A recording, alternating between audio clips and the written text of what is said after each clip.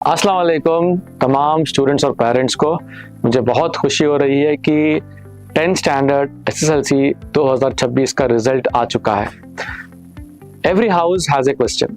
तमाम पेरेंट्स के दिल में ख्वाहिश है कि मेरा बच्चा ये बने, मेरा बच्चा वो बने, मेरा बच्चा बहुत पैसे वाला बने, लेकिन उसके लिए कुछ करना पड़ेगा ना। उसके लिए 10th के बाद सही कोर्स लेना पड़ेगा, मेहनत करनी पड़ेगी और आपको सोचना पड़ेगा कि क्या अगर मैं ये स्टेप लूँगा तो क्या मुझे वहाँ तक मेरी मंजिल मिल पाएगी। दोस्तों, मैं हूँ Amin Mudassar, founder and CEO Sigma, और मैंने 25 साल से हिंदुस्तान के 100 से भी ज़्यादा शहरों में जाके करियर गाइडेंस और काउंसलिंग किया है। और आज डेली सालाना डिजिटल के ज़रिए मैं आप तमाम को एक बहुत ही इंपॉर्टेंट चीज़ पे डिस्कस करना चाहता हूँ। वो पॉइंट्स हैं कि किसको लेना चाहिए PUC में, साइंस, कॉमर्स और आर्ट्स। क्या ये तीनों सेम है? नहीं, तीनों सेम नहीं है। तीनों में बहुत फ़र्क है। सबसे बड़ा फ़र्क है प्रेशर का। अगर कोई बच्चा साइंस और मैथ्स का प्रेशर खुद ही से हैंडल कर सकता है, और अगर उसके अंदर वो नेचुरल साइंस और मैथ्स पढ़ने की ख्वाहिश है, किसी के बोलने पे वो नहीं पढ़ रहा, वो अपनी कोशिशों से पढ़ रहा है और वो इन सब्जेक्ट्स के अंदर बहुत देर तक बैठ कर पढ़ सकता है, चाहे उसके 10th में 50% हो, 60 हो, 70 हो, वो साइंस ले सकता है। लेकिन सवाल यहाँ पे आता है कि साइंस अगर करेंगे तो उसके बाद कौन से इम्तहानात के लिए आप रेडी होंगे। तो आते हैं बहुत सारे एग्जाम्स हिंदुस्तान में। नीट हो गया, IIT हो गया, और उसके साथ हो गया आइसर, क्लैट, इस तरह के बहुत सारे एंट्रेंस एग्जाम। तो मैं सबसे पहले क्लियर करना चाहता हूं कि जो भी स्टूडेंट ये चाहता है कि वो अपने आप को ज्यादा मेहनती मोड में डाले, ये नहीं कि मुझे डॉक्टर बनना है, मुझे इंजीनियर बनना है, मुझे IIT जाना है, बल्कि ये चाहता है कि वो अपने आप को मेहनत करने वाला बनाए और वो खुद से बैठ के 6 से 8 घंटे मेहनत कर सकता है, वो स्टूडेंट साइंस ले, लेकिन सोच समझ कर ले। क्योंकि आज अगर आप साइंस लेते हैं तो मेजॉरिटी जगह पे इंटीग्रेटेड प्रोग्राम के नाम से चलाया जा रहा है। हर कॉलेज में ये है, बहुत चंद कॉलेजेस में है सिर्फ PUC। लेकिन याद रखिए कि साइंस में अगर आप एक्सेलेंस करेंगे, अगर आपके मार्क्स अच्छे आएंगे तो आपके लिए बहुत सारे अपॉर्चुनिटीज खुलेंगे, लेकिन प्रेशर को जो बच्चा हैंडल करेगा उसी को जो है साइंस लेना है। कॉमर्स की बात करेंगे तो कॉमर्स में ऐसे बच्चों को जाना चाहिए जो मैथ्स, बेसिक मैथ्स अच्छा कर लेते हैं, जिनको साइंस से डर नहीं होता, जिनको या फिर साइंस से डर लगता है कि मैं साइंस करूंगा तो डर है कि मुझे मार्क्स कम आएंगे। अगर आप बिजनेस स्टडीज़ पढ़ना चाहते हैं, अगर आपको ये मालूम होना चाहिए कि आप ये चाहते हैं कि मैं बिजनेस करूं, मैं अकाउंटेंसी में फील्ड में जाऊं, मैं फिनेंस फील्ड में जाऊं, तो आप कॉमर्स ज़रूर लीजिए। आपके लिए कॉमर्स बहुत अच्छा ऑप्शन है। तीसरा आता है आर्ट्स ह्यूमैनिटीज़, जो कि आज एक हिडन ट्रेजर है। अगर आप आर्ट्स करते हैं तो ऐसा नहीं है कि आपके लिए मौके कम हैं, आपके लिए भी बराबर के मौके हैं जो आप कर सकते हैं BA में, या फिर आप चूज़ कर सकते हैं ऐसे यूनिक अपॉर्चुनिटीज़, फॉरेन लैंग्वेज हो गया, इंटीग्रेटेड प्रोग्राम इन मैनेजमेंट हो गया, या फिर साइकोलॉजी हो गया। देखिए, आप जिस फील्ड में जाएंगे उस फील्ड में आपको उन लोगों की तरह होना चाहिए जिनका डिमांड होता है। स्किल्स के ऊपर आज लोगों की सैलरी डिफाइन हो रही है, सिर्फ डिग्री की बुनियाद पे आज उनकी सैलरी डिफाइन नहीं हो रही है। 2 साल का जो PUC है वो ऐसा दौर है जिसमें आपको फोकस करना पड़ता है आपके मार्क्स पर। क्यों? क्योंकि जब आपके मार्क्स ज़्यादा होते हैं, जब आपके मार्क्स होते हैं एक एवरेज से अबव, मान लीजिए 85 एंड अबव, 90 अबव, तो उन मार्क्स के ज़रिए आप ग्रेजुएशन के लिए बेहतरीन कॉलेजेस, बेहतरीन यूनिवर्सिटीज़ में दाखिला ले सकते हैं। और PUC के दौरान अगर आप ये समझते हैं कि मुझे एंजॉय करना है और मुझे एक्स्ट्रा करिकुलर एक्टिविटीज़ करनी है, मैं समझता हूँ ये सही वक्त नहीं है। आप उन सारी चीज़ों के लिए अपने ग्रेजुएशन को रखिए और 2 साल का PUC एकेडमिकली आपको फोकस करना है। आपको फोकस करना है कि आप उन कॉन्सेप्ट्स को कितना जल्द से जल्द समझ लेंगे ताकि आपका नंबर ऑफ रिवीजन ज़्यादा हो और आपके अल्टीमेटली सेकेंड PUC में मार्क्स अच्छे आएँ। रेसिडेंशियल कॉलेजेस हैं जहाँ पर रूटीन होता है, वहाँ पर सबसे बड़ा प्रॉब्लम होता है हॉस्टल का, वहाँ के खाने का। तो दरियाफ्त कर लीजिए अगर आप जहाँ भी जा रहे हैं कि वहाँ पे किस टाइप का खाना देते हैं, किस टाइप की एक्चुअल फैसिलिटीज़ हैं। क्योंकि एडमिशन के वक्त अगर आपको मालूम नहीं है, हो सकता है वहाँ जाने के बाद आप होमसिक हो जाएं और 1 महीने के अंदर आप वापस आ जाएं। Now the most important thing about PUC is it is only to figure out कि कौन क्रीम है कौन क्रीम नहीं है। तो पीयूसी के बाद जो है इंडिया भर में there are about 30 competitive exams. मिसाल के तौर पर क्लैट एग्जाम हो गया, AIEED एग्जाम हो गया, university English and foreign language university का एंट्रेंस टेस्ट हो गया, बिटसैट हो गया, या फिर नीट हो गया, या फिर क्लैट हो गया। इस तरह जो है 30 एग्जाम्स है। ये सारे एंट्रेंस एग्जाम्स का मकसद यही है कि वो इंडिया के बेस्ट बच्चों को टॉप में चुने और उनको एडमिशन दे to private and central universities. देखिए हमारे जो सेंट्रल यूनिवर्सिटीज हैं उनमें एडमिशन के लिए एग्जाम होता है CUET, common universities entrance test, जिसके लिए PUC पढ़ना कंपलसरी है। तो PUC अगर आप पढ़ेंगे तो आपको एंट्रेंस एग्जाम्स की एलिजिबिलिटी मिलती है। क्यों? क्योंकि उस 2 साल के बाद आप उस एंट्रेंस एग्जाम के लिए रेडी रहेंगे, लेकिन उन एंट्रेंस एग्जाम्स को भी आपको अभी से सोचना होगा कि अगर मैं PUC में ये लूंगा तो मैं कौन से एंट्रेंस एग्जाम के लिए एलिजिबल हूँ। चाहे वो क्लैट हो सकता है, या फिर CA का फाउंडेशन हो सकता है, या फिर वो नीट हो सकता है, या फिर वो KCET हो सकता है। इस तरह के एंट्रेंस एग्जाम्स। तो मोटी मोटी बात, PUC is about focus, PUC is about dedication, PUC is about forgetting social media। जो बच्चा 2 साल PUC के सोशल मीडिया को छोड़ता है और अच्छे नंबर लाता है, उसको सारी जिंदगी पड़ी है सोशल मीडिया यूज करने के लिए। लेकिन जो बच्चा PUC में अपने फोकस को निकाल के सोशल मीडिया में जाके वहाँ पे टाइम बर्बाद करता है, उसका PUC रिजल्ट भी कम आएगा और उसके चांसेस अच्छी यूनिवर्सिटी में जाने के बहुत कम हो जाते हैं। अब आते हैं दूसरी ओर कि भाई अगर मैं PUC नहीं करना चाहता, मुझे उतना पढ़ाई लिखाई में इंटरेस्ट नहीं है, मुझे इतना थियोरी पढ़ने का शौक नहीं है, तो आप क्या करेंगे? आपके सामने है डिप्लोमा, पॉलीटेक्निक डिप्लोमा, जो 3 साल का होता है।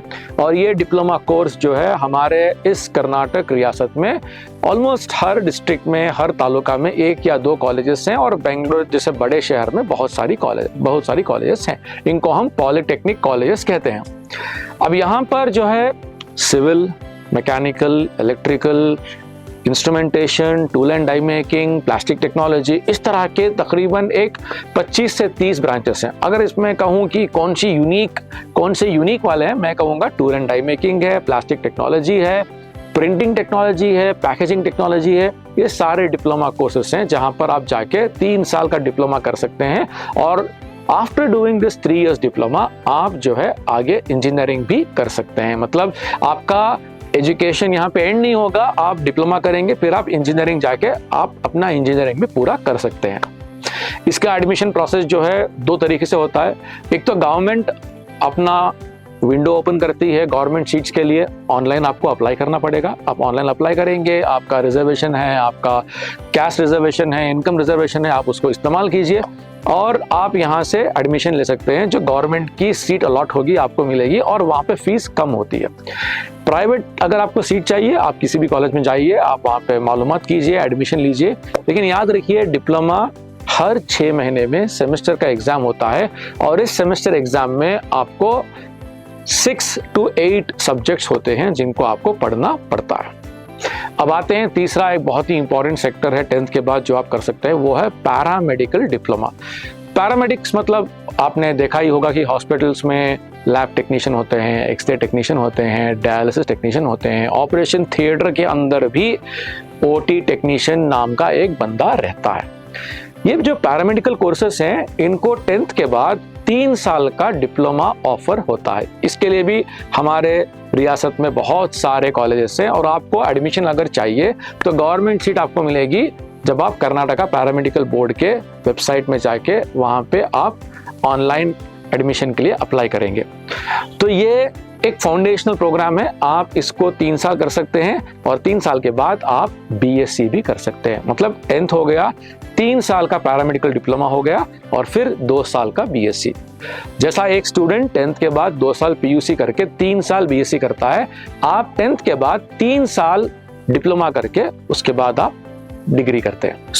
अगर आप 10th के बाद पैरामेडिकल डिप्लोमा 3 साल कर लेते हैं तो आपको 2 साल का BSc करने में कोई प्रॉब्लम नहीं होगा और इनफैक्ट उसके बाद आप 2 साल MSc भी कर सकते हैं। तो हमने बात की है PUC के बारे में, पॉलिटेक्निक डिप्लोमा के बारे में और पैरामेडिकल डिप्लोमा के बारे में। चौथा आता है ITI कोर्सेस। ये वो कोर्सेस हैं जिनको हुकूमत ने शुरू किए क्योंकि वो चाहते थे कि जो मैन्युफैक्चरिंग कंपनीज है वहाँ पे जो एक्चुअल मशीन को बनाने में इंसान चाहिए उन इंसानों को तैयार करें। जैसा ITI ट्रेड्समैन होता है, ITI AC टेक्नीशियन होता है, ITI इलेक्ट्रिशियन होता है, ITI डीजल मैकेनिक होता है। इस तरह जो है ITI के प्रोग्राम्स में भी काफ़ी सारे प्रोग्राम्स हैं, लेकिन मैं समझता हूँ उनमें से कुछ ITI जो है बहुत ही अच्छे हैं। जैसा ITI civil draftsman, ITI in HVAC, ITI in diesel mechanic, इस तरह के जो ITI कोर्सेस हैं वो भी आप ले सकते हैं। क्या ITI के बाद आपका कोर्स एंड हो जाएगा, आप कुछ नहीं पढ़ सकते? ऐसा नहीं है। आप ITI के बाद BA, BCom, BCA भी पढ़ सकते हैं। तो प्यारे बच्चों, आपका जो 10th का रिजल्ट आया है, आप उस रिजल्ट के साथ आप ये भी देखिए कि आपके अंदर कौन से एबिलिटीज नेचुरली हैं। मतलब अगर आप प्रॉब्लम सॉल्वर हैं तो प्रॉब्लम सॉल्विंग करियर के अंदर चाहिए। अगर आप एक लैंग्वेज में अच्छी तरह माहिरत रखने वाले हैं तो आप लैंग्वेज में अच्छे हैं तो आप लैंग्वेज के करियर में जाइए। मैं कहता हूँ बहुत सारे लड़कियों को स्पेशली जो है बहुत सारे गर्ल्स का एक कंसर्न होता है कि सर हमको ऐसा करियर बताइए कि हम जो है आगे 10 साल 20 साल बाद भी उसमें जुड़े रहें और उसको आसानी से हम कर सकते हैं। कुछ करियर्स हैं, जैसा फॉरेन लैंग्वेज का करियर है। आपने 10th के बाद PUC किया, आप कुछ भी करें, साइंस करें, कॉमर्स करें, आर्ट्स करें, 2 साल आप PUC पढ़ लें और उसके बाद आप एक फॉरेन लैंग्वेज कोर्स को पूरा करें, जैसा कि अरबिक हो गया, फ्रेंच हो गया, जर्मन हो गया। तो इस तरह अगर आप जो है अपने 10 साल को सामने रख के प्लानिंग करेंगे तो आपकी प्लानिंग एक रोबस्ट प्लानिंग होगी, जिससे आपको मालूम होगा कि मैं अगर ये नहीं करूंगा तो मेरा क्या नुकसान है और अगर करूंगा तो मुझे कितनी मेहनत करनी पड़ेगी। आंखें बंद करके, क्योंकि सब लोग भाग रहे हैं डॉक्टर बनने के लिए, इंजीनियर बनने के लिए, आप भी भागेंगे तो आप क्राउड का एक हिस्सा हो जाएंगे।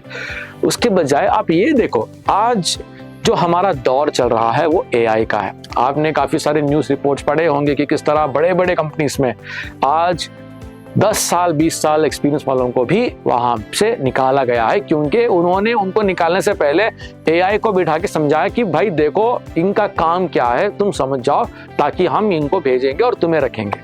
जो भी काम मैथमेटिकल है, लॉजिकल है, डेटा ड्रिवन है, इस काम में AI ज़रूर हमारे से अच्छा करेगा। तो हम इंसान क्या करें? तो जो हमारी नेचुरल इंटेलिजेंस है वो आती है इमोशनल इंटेलिजेंस, कि हम सामने वाले को कितना समझते हैं और उसको समझने के बाद हम ज्योग्राफिकली या उसके लोकेशन के एतबार से हम उसको क्या एडवाइस देंगे, सलाह देंगे। मेरे एक दोस्त हैं, बहुत अच्छे दोस्त हैं, वो अकाउंट्स हैंडल करते हैं काफ़ी सारे कंपनीज का। उन्होंने मुझे मिसाल दी, अमीन भाई मैं इससे पहले जब ये काम करवाता था तो मुझे 3 घंटे लगते थे, अब AI वो काम 15 मिनट में करता है। मैं बोला भाई आपकी इतनी लॉटरी लग गई, आपके पैसे बच गए। उसने कहा कि अमीन भाई मैं तो काम 15 मिनट में करूंगा, लेकिन मुझे इस 15 मिनट के काम को मॉनिटर करने के लिए ऐसे लोग चाहिए जो सारे सिस्टम को समझते हैं। तो AI जॉब्स लेगा लेकिन जॉब्स भी देगा, लेकिन ये जॉब्स कैसे रहेंगे? ये इमोशनल स्किल्स पे रहेंगे। तो पेरेंट्स, आप तमाम को मैं एक आजिज़ाना गुजारिश करता हूं कि क्योंकि अब रिजल्ट्स आ गए हैं, अगले 8-10 दिन में आपको अपने बच्चे का नेक्स्ट कोर्स डिसाइड करना है। आप ये मत देखो कि सब लोग क्या कर रहे हैं, आप ये देखो कि थोड़ा टाइम लगेगा, लेकिन आप जाके काउंसलर से मिलो। आप हमें भी कांटेक्ट कर सकते हैं या कोई भी काउंसलर हो जो आपको गाइड करेगा, आप कांटेक्ट कीजिए ताकि आपके अंदर एक क्लैरिटी मिले कि भाई क्या हम सही डायरेक्शन में जा रहे हैं। मैं आपको एग्जाम्पल देता हूं कि बहुत सारे स्टूडेंट्स जो है नीट एग्जाम की दीवानगी से 2 साल मेहनत करते हैं, लेकिन आपको ही मालूम होना चाहिए कि अगर 25 लाख बच्चे नीट लिखते हैं तो सिर्फ 1 लाख बच्चों को MBBS सीट मिलती है। उस 1 लाख में भी सारे 1 लाख के सीट्स की कीमत सेम नहीं होती। गवर्नमेंट सीट अगर मिलती है गवर्नमेंट कॉलेज में तो 1 लाख रुपये 1 साल का, अगर गवर्नमेंट सीट प्राइवेट कॉलेज में मिलती है तो 2.5 से 3 लाख 1 साल का, अगर प्राइवेट सीट प्राइवेट कॉलेज में मिलती है तो 12.5 से 15 लाख 1 साल का, कुछ जगहों पे तो 25 लाख भी है। तो कंपटीशन इतना टफ है, लेकिन नीट अगर आप लिखते हैं तो आप तय कर लो कि आपको कितना स्कोर करना है, कितना स्कोर कर सकते हैं। 650 से ऊपर वाले सेफ है, 600 से ऊपर वाले सेफ हैं, 600 से नीचे आ गए आपके पास कम से कम 12 से 15 लाख होना चाहिए। तो ये गेम बहुत सारे पेरेंट्स को मालूम नहीं है। पेरेंट्स ये समझते हैं कि मेरे बच्चे को तो मैंने नीट कोचिंग में डाल दिया, अब ये डॉक्टर बन जाएगा। डॉक्टर ऐसे नहीं बनते। आपको ये जानना जरूरी है कि कितने मार्क्स पे कितना लगभग रैंक मिलेगा और उस रैंक के हिसाब से मुझे सीट कहाँ पे मिलती है, बहुत सारे पेरेंट्स जानते नहीं है। तो इस मामले में मैं पेरेंट्स से गुजारिश करना चाहता हूं कि साइंस पढ़ना चाहते हैं तो ये देखिए कि बच्चा कितना मेहनती है और कितना वो खुद से पढ़ना चाहता है। अगर आपका बच्चा जो है ज़्यादा देर तक बैठ के पढ़ नहीं सकता, एकेडमिकली उसको चीज़ें समझ में नहीं आती, प्रैक्टिकली कुछ करना चाहता है, ये मैं उनकी बात कर रहा हूँ जिनके परसेंटेज कम आ गए हैं क्योंकि वो बड़ी मुश्किल से प्रेशर में आके 10th में अच्छे मार्क्स ले लिए, चाहे वो 60% हो 70% हो, लेकिन उनके लिए हो सकता है डिप्लोमा अच्छा है या पैरामेडिकल डिप्लोमा अच्छा है या ITI अच्छा है। इन सब के अलावा मैं तो ये बात हर जगह कहता हूँ कि आज का जो दौर है वो सेल्फ लर्निंग का दौर है। What is self learning? कि भाई मैं लैपटॉप के सामने बैठ गया और मेरा एक उसूल है कि हर दिन मैं सुबह 2 घंटे, दोपहर 2 घंटे, शाम 2 घंटे, बिना किसी के परमिशन के, बिना किसी के प्रेशर में मैं खुद से बैठ के खुद से सीखूंगा। आज इसके लिए बहुत सारे वेबसाइट्स हैं, udemy.com बोल के है, coursera.com बोल के। हम लोग खुद हमारी कंपनी से sigmapedia.com बोल की वेबसाइट चलाते हैं जहाँ पर हम दुनिया की बहुत सारे हजारों फ्री कोर्सेज को हम वहाँ पे दिखाते हैं बच्चों को ताकि वो सीखे। तो यहाँ पर मेरी एक अपील तमाम पेरेंट्स है, जो एक दिल के करीब अपील है कि आपके घर में आज लैपटॉप है। अगर आपके घर में लैपटॉप नहीं है तो मान लीजिए आपके बच्चे 10 साल पीछे हैं। देखिए कुछ दिनों पहले सिलेंडर का प्रॉब्लम हुआ, हर आदमी परेशान था कि भाई सिलेंडर खत्म हो गया तो हम खाना कैसे खाएंगे। आज उसी फिक्र से मैं कहना चाहता हूँ, मैं आजिज़ाना मुअद्दबाना गुजारिश करना चाहता हूँ तमाम हमारी इस उम्मत से कि please get a laptop to your house. लेकिन आप सवाल करेंगे सर बच्चे मोबाइल से आदत बिगड़ गए हैं, मोबाइल ही हम देके पछता रहे हैं।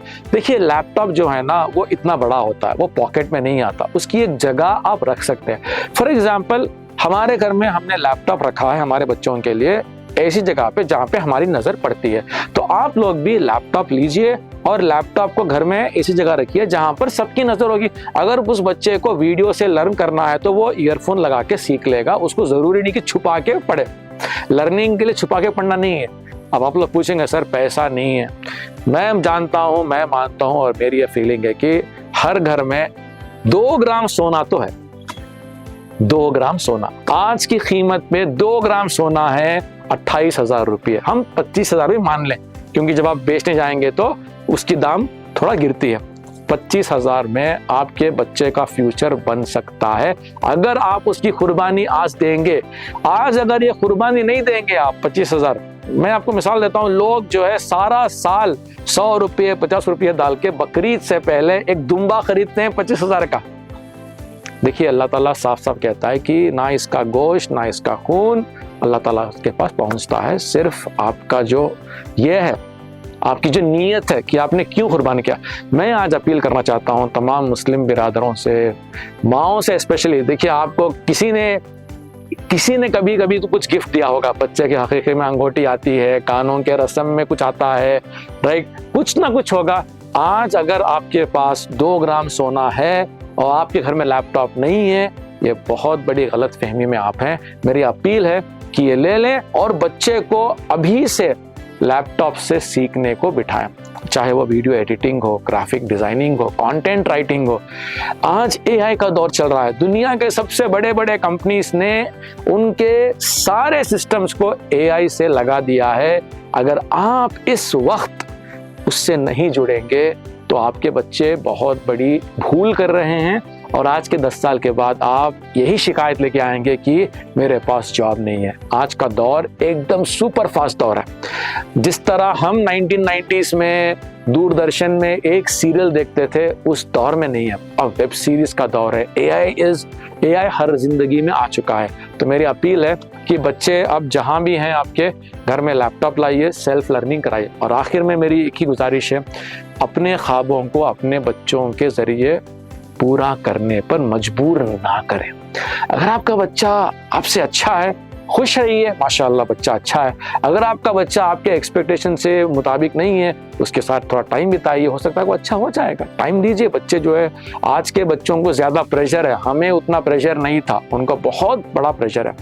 और इसी तरीके से आप अपने बच्चों के लिए सिर्फ एजुकेशन नहीं, उनको तरबियत भी दीजिए, ताकि बच्चों के अंदर ये जज्बा भी आए कि हमें बड़ों की खिदमत करनी है, दीन की खिदमत करनी है, और जो भी हम सीखेंगे उसका सही इस्तेमाल करेंगे। मैं सालार डिजिटल का बहुत बहुत शुक्रिया अदा करता हूँ कि आप लोगों ने मुझे इतनी देर आपके व्यूअर्स को मुखातिब होकर एक बहुत बड़ा मैसेज देने का मौका मिला। आप ज़रूर कांटेक्ट कर सकते हैं अगर आपको कोई भी डाउट हो। हमारी वेबसाइट का एड्रेस भी यहाँ दिया जाएगा, फ़ोन नंबर भी दिया जाएगा। जज़ाकल्लाह खैर, बहुत बहुत शुक्रिया।